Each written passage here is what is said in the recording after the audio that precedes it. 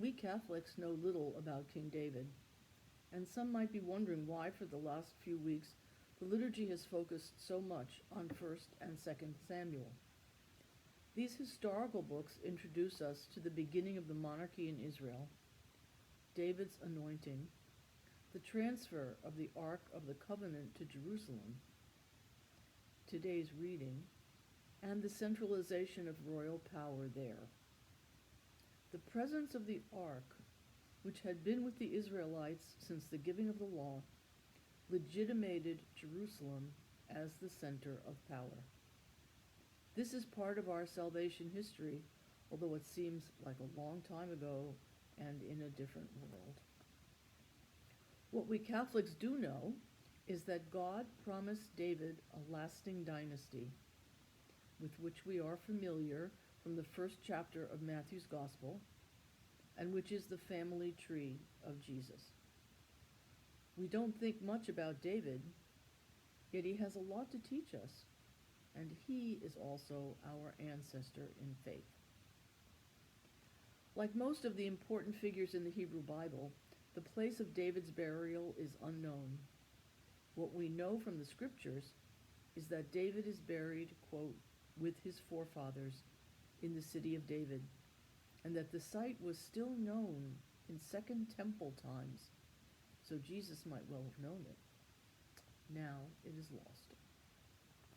But there is a site in Jerusalem just outside the Zion gate of the old city, which leads to Mount Zion, that has been traditionally venerated as the site of David's tomb since about the 9th century of the Common Era. It is a fascinating site where the three Abrahamic religions, Judaism, Christianity, and Islam, have been interwoven over the centuries. It is on the ground floor of the building where Christians gather to remember the Last Supper, that is, the upper room, which may have been the meeting place of an early Christian community in Jerusalem. It was first a church and later a mosque. The ground floor of the building became a synagogue. From 1948 to 1967, when Jews did not have access to the Western Wall in the Old City, it became a place of worship and of pilgrimage, even the holiest place for Jews to pray in Jerusalem. In 1949, the first simple Holocaust memorial was built nearby in a series of dark, cave-like rooms with donated and found articles. It was conceived as a place where survivors could come to mourn their murdered relatives, the first place where ashes from a concentration camp were entombed. Although it is now being renovated and improved as a museum, it is still a very different and worthwhile experience from that of Yad Vashem, Israel's official national Holocaust. On Mount Herzl. The site on Mount Zion is still known as David's tomb. Down the hill, you can visit the Catholic cemetery where Oskar Schindler is buried.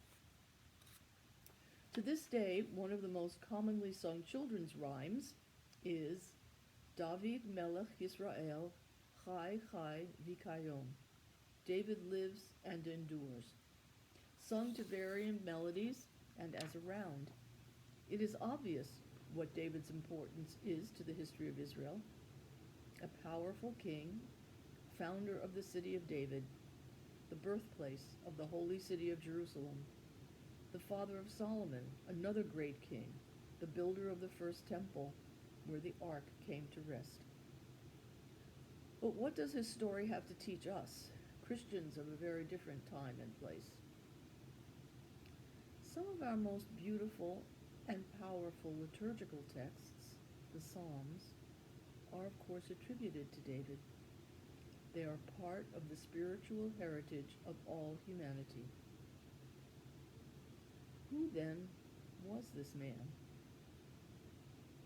We know that he was in many ways just like us, a sinner loved by God from his youth to his death, and so are we.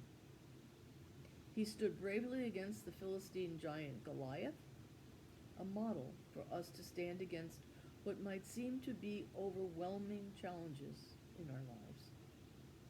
We know the stunning story of his sin against Uriah and how he was confronted by Nathan the prophet. He calls us also to confront our sin and work for justice. We hear his voice and can make our own his praise of God and his images of God's steadfast love in the Psalms. We learn his wisdom in the speeches attributed to him around the time of his death in 2 Samuel and 1 Kings. Quote, "The Spirit of the Lord spoke through me. He that rules over men in justice, that rules in the fear of God, is like the morning light at sunrise on a cloudless morning, makes the greensward sparkle after rain. Keep the mandate of the Lord, follow God's ways, and observing God's statutes and commandments." Is it any wonder that children are still singing, "King David lives and endures forever"?